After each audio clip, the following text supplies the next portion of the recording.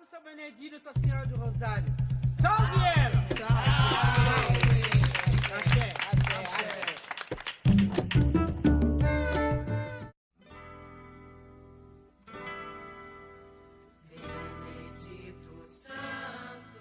Umbanda é uma religião sincrética e através dos nossos antepassados, até dos próprios escravos, da energia que sempre rondou dentro da Umbanda, dos ensinamentos que sempre foram trazidos na Umbanda, nunca se deixou de falar e de se ter nos altares a imagem de São Benedito.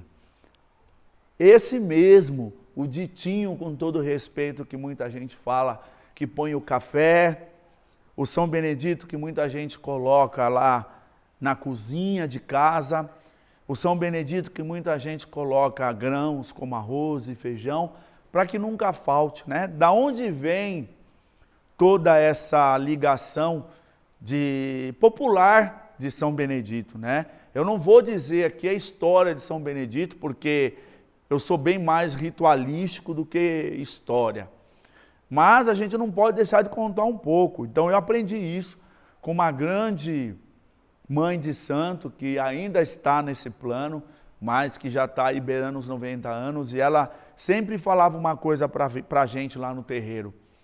Ela falava assim: os umbandistas, eles não conseguem entender que Oxóssi não é o rei da mata.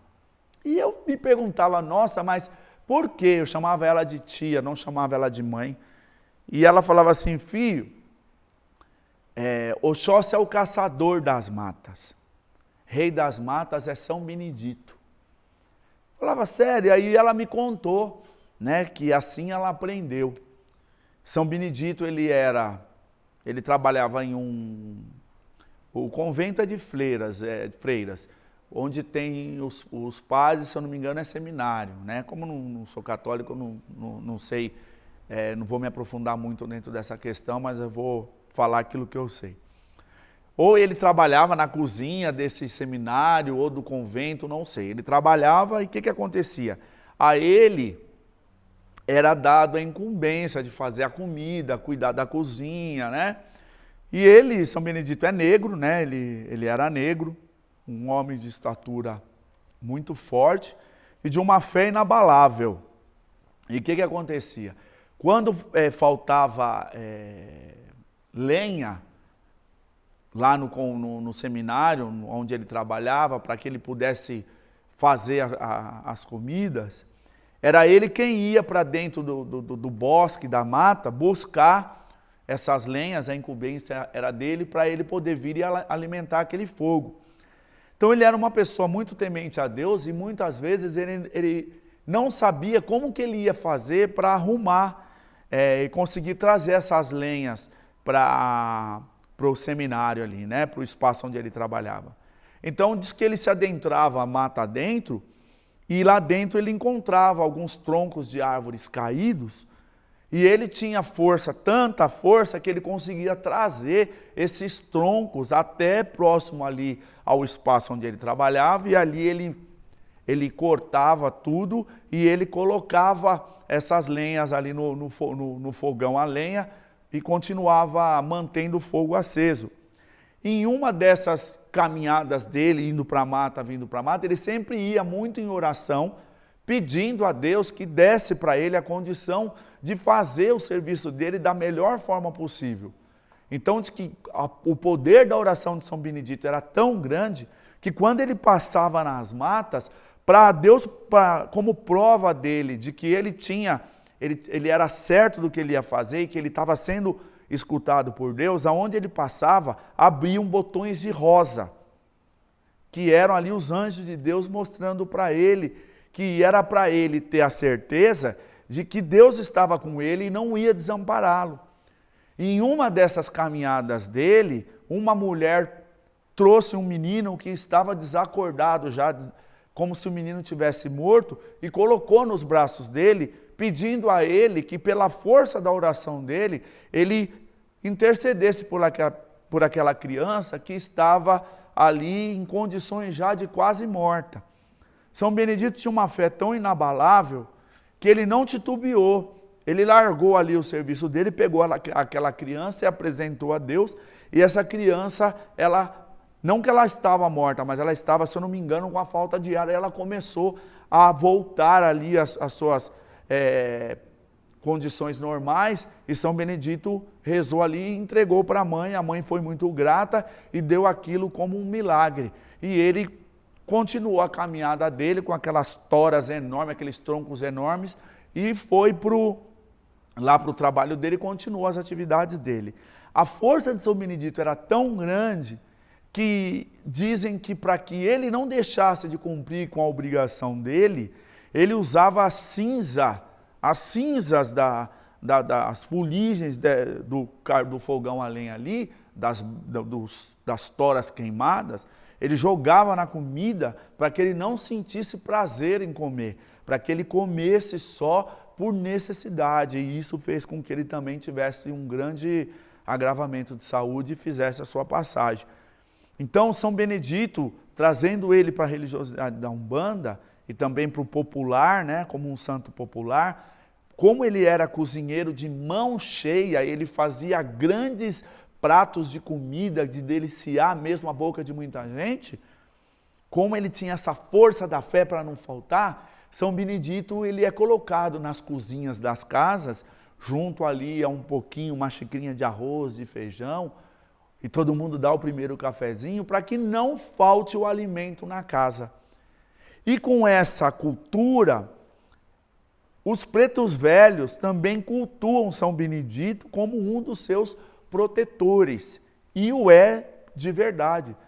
São Benedito, ele era de origem africana, se eu não me engano ele era africano, se eu não tenho muita certeza da história de vida dele, por isso que eu falei para vocês que eu não ia me apegar à história, e sim àquilo que a gente aprendeu, mas ele era negro, e isso levou os nossos ancestrais, os nossos mais velhos, a cultuar São Benedito nas festas de Preto Velho, porque era um santo que se fazia muita festa em louvor a ele nas congadas. Congadas eram festas, danças realizadas pelos escravos que foram passando de tradição por tradição, e hoje nos interiores do Brasil ainda se praticam essas danças em homenagem a São Benedito, né? Congada, jongo,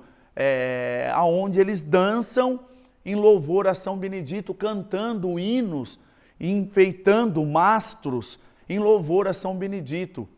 A festa de São Benedito, parece que no mundo todo, ela é realizada, se eu não me engano, em meados de abril, ou se eu não me engano, no dia 4 de abril. E só no Brasil, ela tem a celebração no último final de semana de setembro, que até acaba coincidindo com os festejos de São Cosme e São Damião.